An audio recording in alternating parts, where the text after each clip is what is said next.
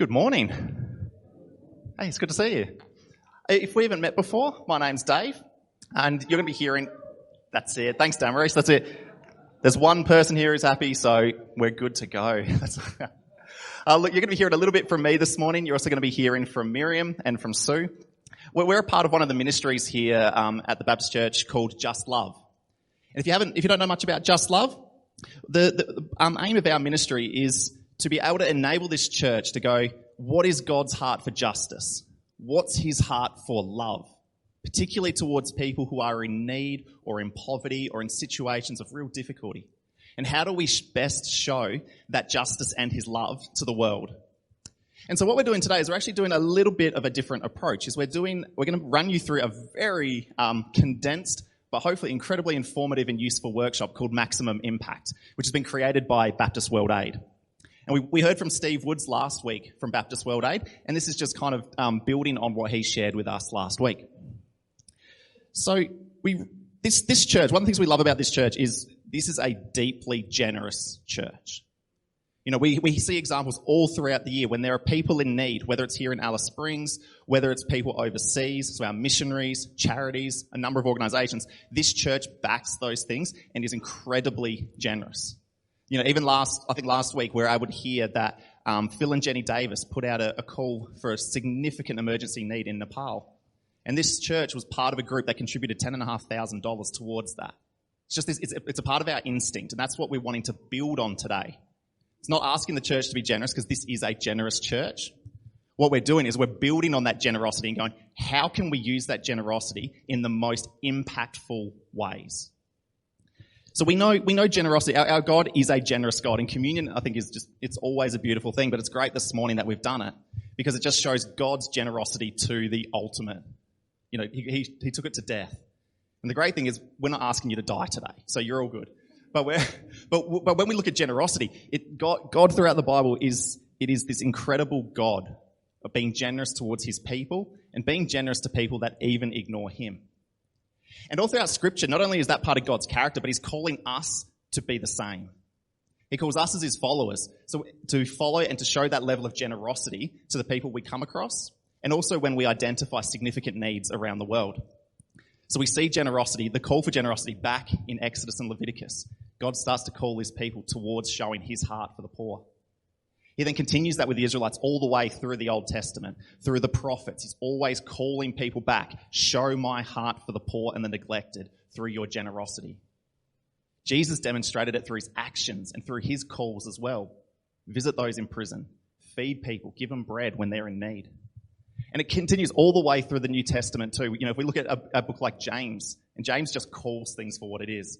And he says in chapter 2, if we as followers of Jesus don't show generosity to those in need, then our faith is dead. Which is kind of a big call. But it's because it's like our faith is about showing the heart of God, and the heart of God is so much for those who are in need. That's our God. So what we're going to look at today is because we are a generous church, we want to look at how do we maximize the generosity that we already show.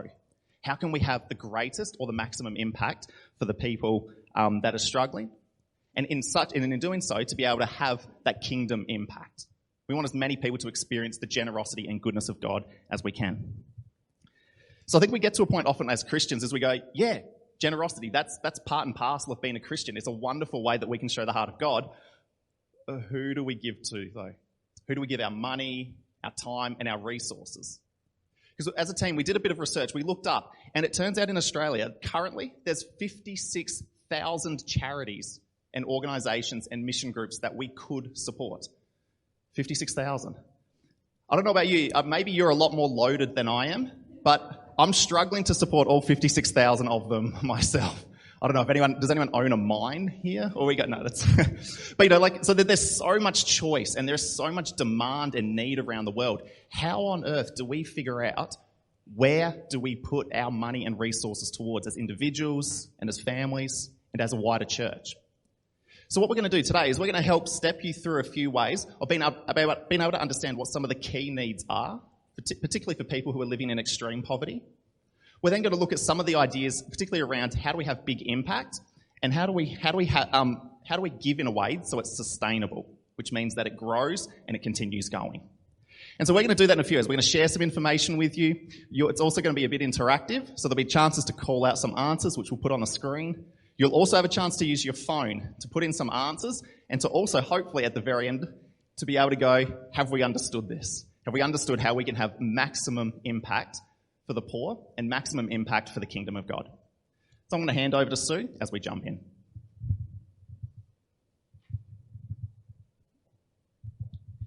Thank you. Thanks, Dave, for that great introduction. Better not get my bits of paper muddled up with yours. So we're going to start off with some thanks, and thank you, Dave, for the information about the Nepal appeal that was put out. One other piece of news that we found from Steve last week is that this church over the last 2 years has contributed over $50,000 through Baptist World Aid to various community development projects. So that's absolutely amazing as well. In relation to the work that's going on in Nepal that we've been supporting through Phil and Jenny and through INF and Pastor Ramesh, we've received an email from Phil just a couple of days ago with some photos that Pastor Ramesh has put together of the work that they're doing. So we'll get those distributed, or we'll show them next week, or we'll get that information to you. They're doing some fantastic work. They're supporting families who have been affected by COVID. On to today, though, we're going to look at some statistics. So if we could have that first slide up, the one of the graph. Maybe it's the second slide.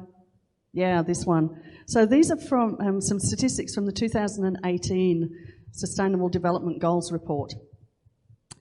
And quite confronting when we realise that 6 in 10 people in the world lack access to basic, safe toilet facilities, and 3 in 10 lack access to safe drinking water. That poses an enormous problem, goes across all health issues, and then transfers across into a whole lot of other issues. If you're not well, you can't go to school. If you can't go to school, you can't learn, you can't go to work. It just impacts you for the whole of your life. Added into that, the impacts of COVID have really drawn attention to the lack of basic hand washing facilities. We know that that's washing our hands is one of the main ways of preventing carrying of disease. Over 3 billion people worldwide lack basic hand washing facilities at home. If we can go to the next slide, this is about education. And we can see here that the number of trained teachers available decreases in different parts of the world. So we've got 85% of people have access to a trained teacher worldwide. Sub-Saharan Africa, that drops to 61%. Worldwide, only 58% of children and adolescents are not achieving the minimum proficiency in reading and mathematics. Now, minimum proficiency is the ability to do things like read a sign, fill out a form, get the right change or pay the right money when you go to a shop. That's, really, really basic things. We've also found in the last year, with the big push to close schools as a result of COVID, something like 90% of the world's children have been out of school now for almost a year. That's going to have huge impacts on them as they go into adult life. One of the things a lot of schools attempted to do was move education to an online environment. That works well in some areas. In Europe, around 87% of people have a computer and internet access at home. Move into Africa, that drops to 18%. So really exacerbates the digital divide. In more than 40 countries, less than half of the adult population have the basic computer skills to do things like turn on a computer and save a document, let alone the more complex things that a lot of us would be doing. So in the light of these statistics, it can be overwhelming. We can look at things like this and go, well, I'm just one person. What can I do? As Dave said, there's 56,000 charities. Now, some of those will be dealing with people, some will be dealing with animals or the environment or all sorts of things. But we've got these statistics. What can I do? What can one person do? What can one church do?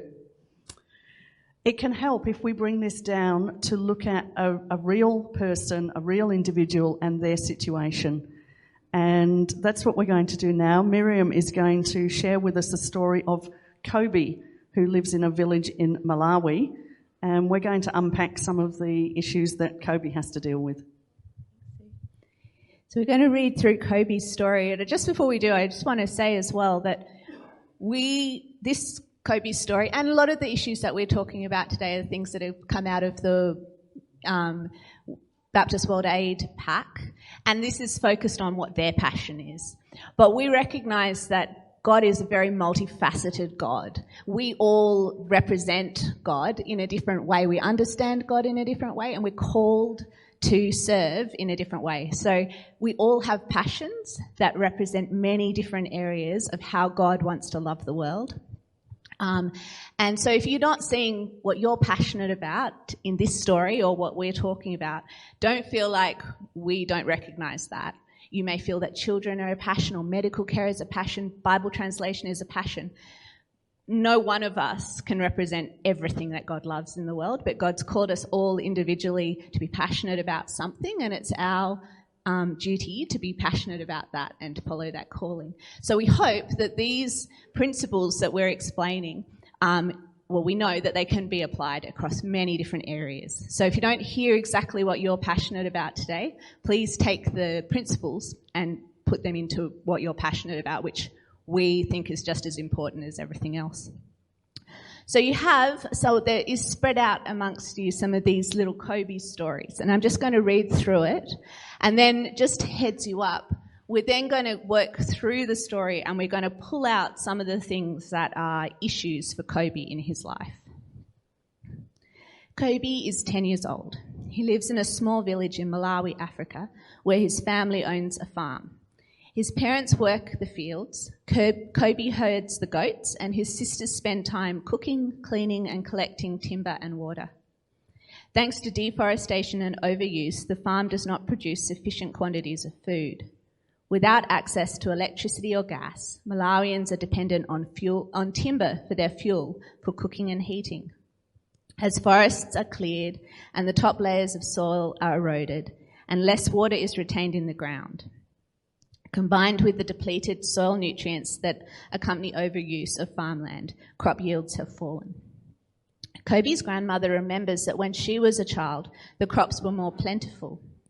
In the past, we were able to harvest at least 4 full ox carts without using any fertilizer, and we could sell the excess to buy things like bicycles.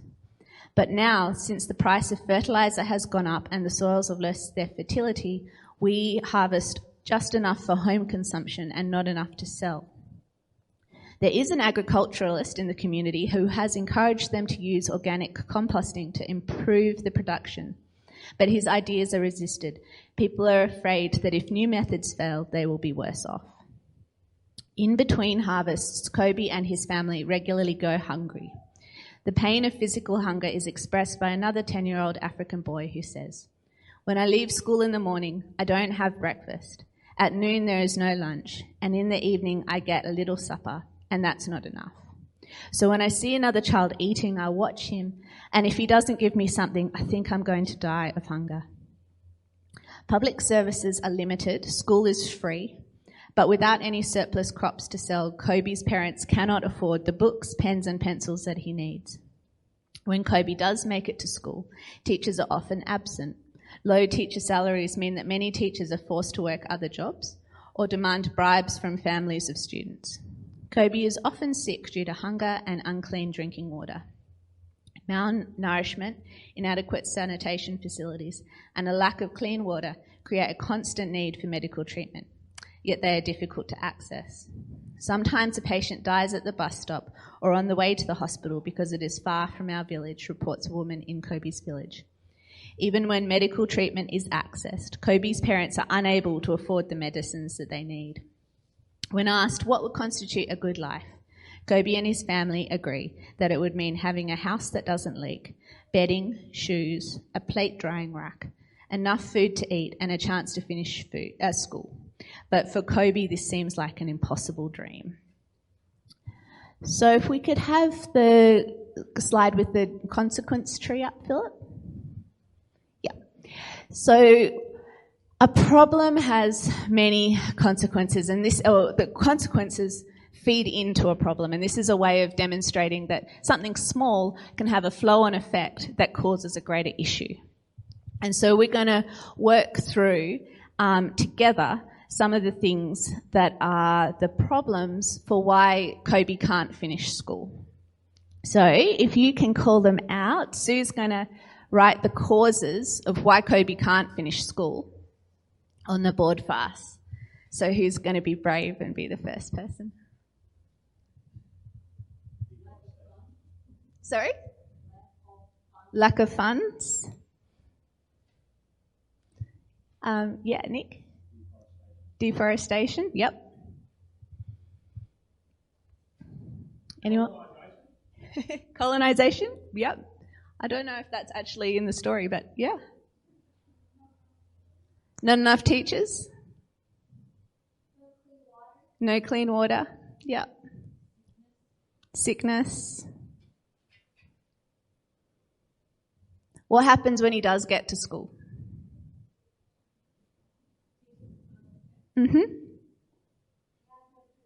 He has no food. Yeah, he's hungry. Yep, no books.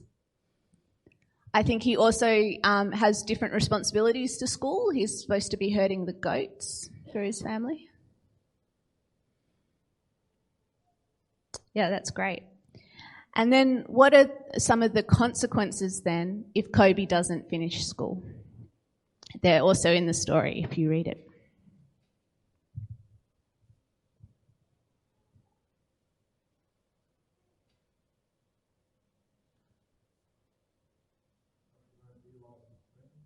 Yeah, he will always be stuck in the same situation. He won't realise his dreams.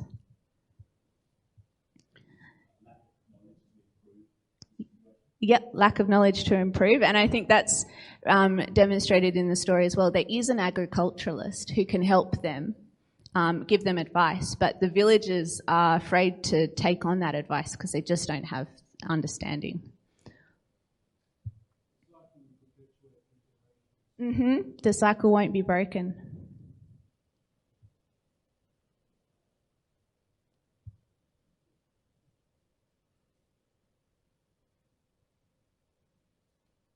Great. I think that's everything. But it's enough anyway. So I think Sue's going to come and have a look, because even though this situation seems drastic, it seems really difficult to overcome, there are actually in Kobe's community a number of assets that already exist. Sometimes it's really easy for us to look at these situations and just think everything is hopeless. But we're going to have a look at what things they have that they can use. Thank you. So one more little bit of whiteboard, and then we're going to get your phones out, those of you who've got them with you. So going through the story that we've just heard, what are some of the assets that are already in Kobe's community that they could be pulling on to make some improvements? They already have land. They have an agriculturalist. They have a school infrastructure. They may not have teachers present, but the basic school is there.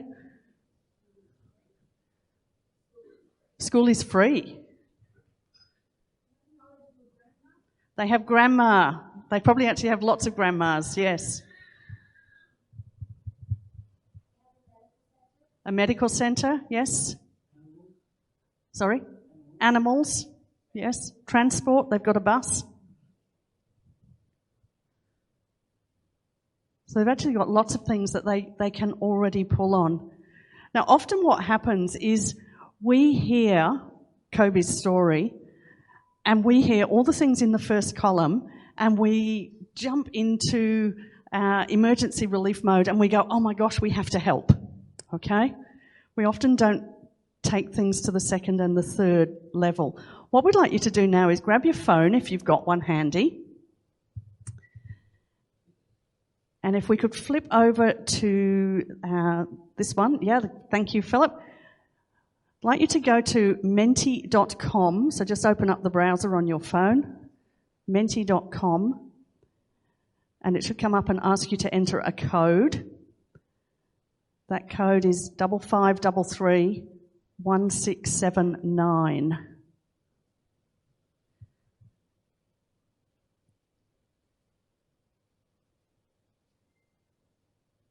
And you should then have a question come up in front of you. If we could go to the first question, Philip.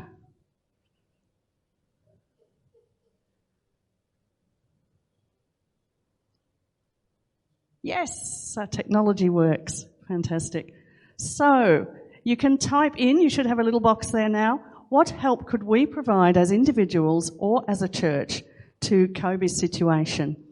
Now, this question has been set so that you can put multiple answers in. You just have to submit each time. So if you don't have a phone, but somebody near you does and you've got an idea, just lean over and let them know and they can type in your answer for you. And we'll start to get some responses as to what we could provide as individuals. Getting some great ones up there. Training, education, community loans, water well, prayer. Good to see that up there twice. Funds to support the food supply, excellent. Train teachers and training. Prayer again. Training, missionaries. We can do nothing. Interesting.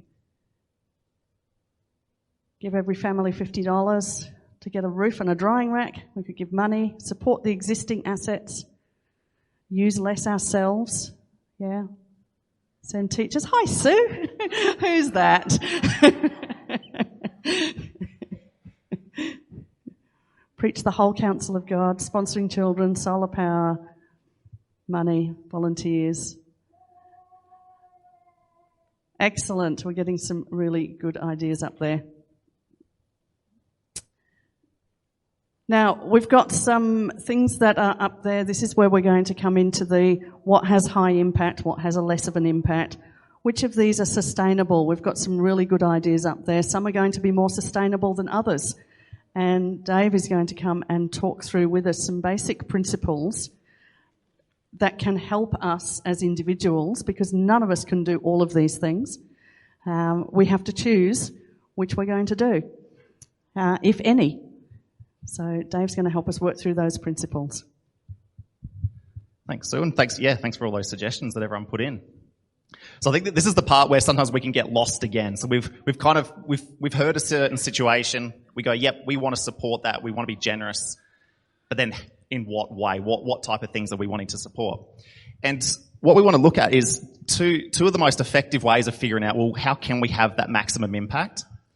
Is we want to look at one, actually, what impact can we have on that community? And then two, the other one about sustainability. Will this be something that will continue to last and also grow? And you will have been given, or hopefully nearby you, you'll have a sheet here. Some got an A5, some got A4 size, but you'll see on one of them's got a graph or the matrix on it. And on the other side is some information, again, just goes into a bit more detail about what we're looking for in terms of impact and sustainability. And I'm just going to talk us through the bit that says 3 principles of high impact and 4 principles of sustainability. We also, Nate, thankfully, and Nate's doing an amazing job with communication. He's emailed this out this week for us as well. But if you didn't get a copy of that, come up and let us know afterwards. We'll happily email that through to you later today. So if we want our generosity to not just be nice, to be godly. We want it to have a godly impact. And so there's 3 principles that help with that. So the first one is about best practice principles. So there's been a lot of charitable giving. There's been a lot of missionary organisations. We've been able to watch over the last few decades and also understand some of the key research around what actually works and what doesn't. Because there are some ways that come from a really great place, they come from a great heart, but they don't have a maximum impact. And others that really do. And so we want to make sure that the projects that we're supporting are backed up by research and backed up by best practice. So an example of one of those is at Christmas time we sell cards from Baptist World Aid and from Tear Fund. The research shows that a lot of those ones, which is about income generation, is about helping people to lift themselves out of poverty and then in a sustainable way. And that's why those ones last and work much more effectively. So when we do have an organisation, or when we are going to be supportive, let's make sure that it is one that follows best practice. The second question you'll notice there, it says, is this project culturally contextual? Which is kind of a bit of a tongue twister.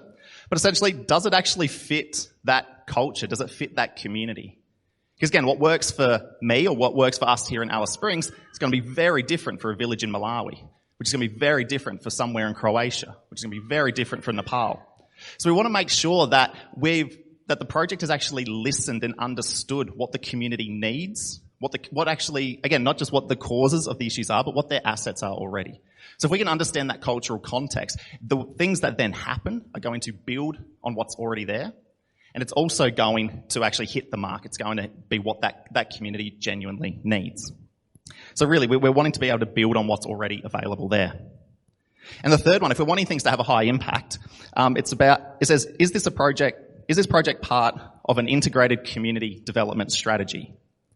So what that means is, has the community not just identified what the causes and what their needs are, but then have they been able to shape the plan of this is actually what we want to be able to do to build, to one, not just see significant change, but then build on that and then build on that.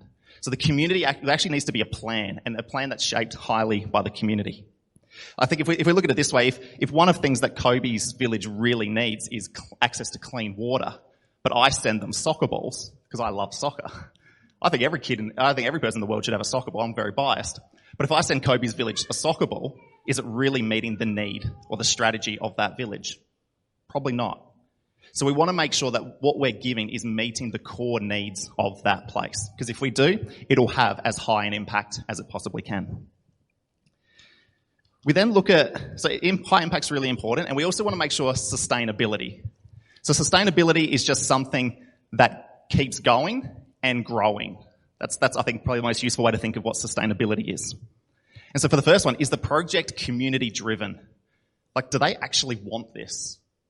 Because a lot of the time, again, coming from a really good place, but we rush in because we're wanting to help, but we decide what that community needs. And it turns out it isn't. So we want to make sure that not only does the community come up with the idea, but they've got that drive and that motivation, and that they're a part of it. When that happens, we find that those projects keep going and they grow. We also want projects that utilise and build community capacity. So again, as we've seen, this is not a helpless community. They have a number of really key assets, a number of really highly equipped and educated people. This is a community that can build on what it already has. So again, a lot of the time, coming from a good place, but we used to rush in and kind of go, well, I'm going to go and build a hospital or a school for a place. And then we leave, and that place has a hospital or a school, which is fantastic, but there's no one trained to be able to do the repairs or to build the next building. We want to make sure that we don't just go in and do stuff for people, but actually that the way that a charity or an organisation or mission works is training that community to look after itself. So we teach people how to build, how to teach, how to be nurses, how to be translators. We're really building the capacity of that community to look after itself down the track. Next one is, does the project have clear accountabilities? So again, sometimes we'll collect a lot of money and we'll send it and we think job done. But unless there's a clear plan and there's someone being really clear about where that money is going to go, or those resources, it can often actually negatively impact a community because it can cause splits. It can mean one part of the community gets looked after and someone else doesn't. But if there's those accountabilities, we ensure that there's fairness. Again, God's justice comes into it, and all the community benefit from what happens. So we want to make sure it's a really accountable project. And the last one for sustainability is, does it have an exit strategy? So if we're going into a community, we're not wanting to go in and still be there 400 years later, or even 100 or 50 or 30. We're actually wanting that community to be in a place where they are lifted out of poverty, that they are self-sustainable, that they can look after themselves. So we actually have to see, does the project have a plan on how it is going to grow? And not just always having to go back, but actually get this community into a stronger position. When things have that, they are deeply sustainable, and we see a much greater kingdom impact. So to kind of wrap all that up then, when we do look at a way of being generous, We want to look what's going to have the highest impact and what's going to have the highest sustainability. If you look at your matrix on this side, top left is really good. Top left has high impact, but it has low sustainability. So the reason it's good is because it's about emergency care and relief. If people are starving, if people don't have access in a COVID world to vaccinations and protective equipment, we want them to have it. They need that emergency relief. And that's why it has high impact, because it keeps people alive, but it doesn't have a huge sustainability because it's really about a short-term relief. So that one is a really useful one to have. The one we want most effectively, though, if we want to have kingdom impact, is top right, is high impact and high sustainability, because it has the greatest impact on that community and it's going to last.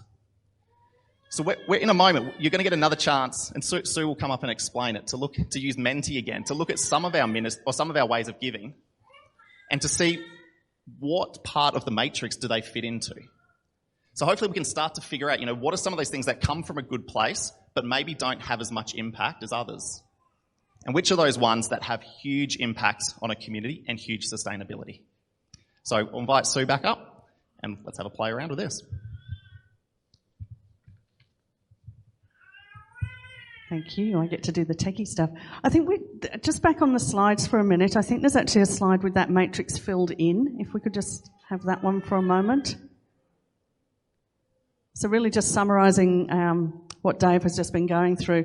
So the high impact, high sustainability are the projects that are culturally contextualised. They build community capacity. They have an exit strategy and they're clearly accountable. Those are the ones that we really want to be analysing every time we give. Does the project I'm giving to meet these guidelines and these principles? Let's go over to Menti again, and if you've got your phones handy, the question this time is a little bit different. What you've got is 4 statements, and so if we can go to the second slide in Menti. You might have to use the back button and then present again.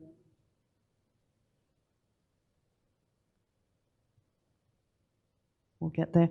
What you'll have is 4 statements and a sliding scale, or 2 sliding scales for each statement. So you can decide whether you think that particular statement is low or high sustainability and low or high impact. And if you go through and do that for each of the 4 statements and then hit submit, as people hit submit, we'll start to see different colour dots appear in the matrix. This has been a very, very abbreviated version of the workshop. If people are interested in digging deeper into this, we can certainly look at getting somebody from Baptist World Aid to come up and run it with us. I think the first time I did the workshop, it was about 4 hours. We've run it a couple of times here, slightly abbreviated, but trying to get information across in a short time is challenging.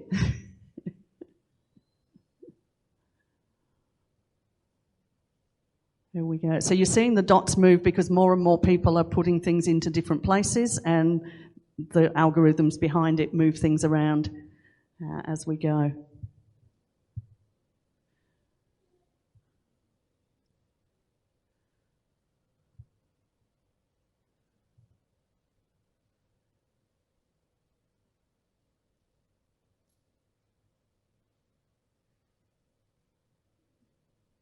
I think we've stopped sliding. Has everybody hit submit who's going to? Yeah? Just a little bit of wiggling.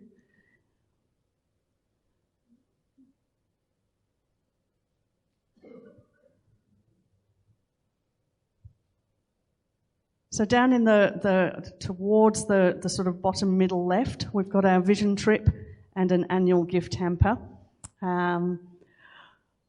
Both of those often really give warm fuzzies to the person actually involved in doing the giving or the going.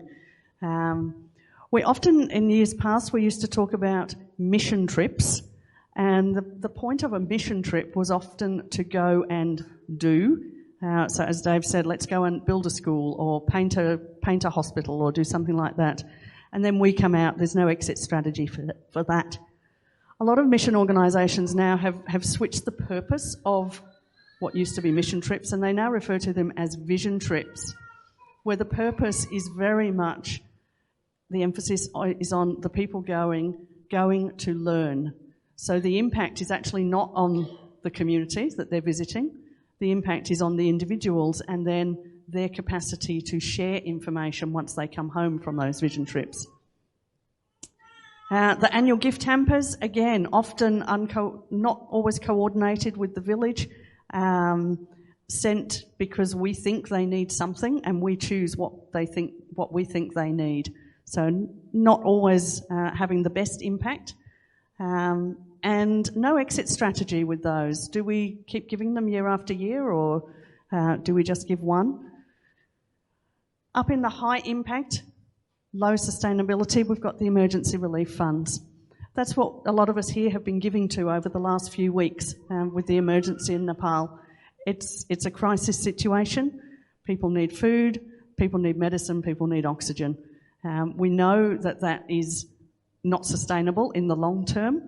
We don't all have bottomless pockets to be able to keep giving, but it's a crisis situation. And over there in the top right, our high impact, financially support a self-help group. So if we look at the principles that Dave was explaining to us and the best practice, what we've got there is communities who are actively involved in the decisions. We've got communities who are being enabled to say, this is what we need and we want to be involved. Projects that run in those self-help communities will always have an exit strategy as well. So it's not, as Dave said, we don't want to be there in 10 years, 20 years, 50 years' time. We want to build those communities up so that they have capacity to manage themselves. I hope this has been helpful to you in thinking about the giving that so many of you do so generously, and enabled you to think about how you might be able to do that ongoing and have maximum impact with your finances. And I'm going to hand over to Gav.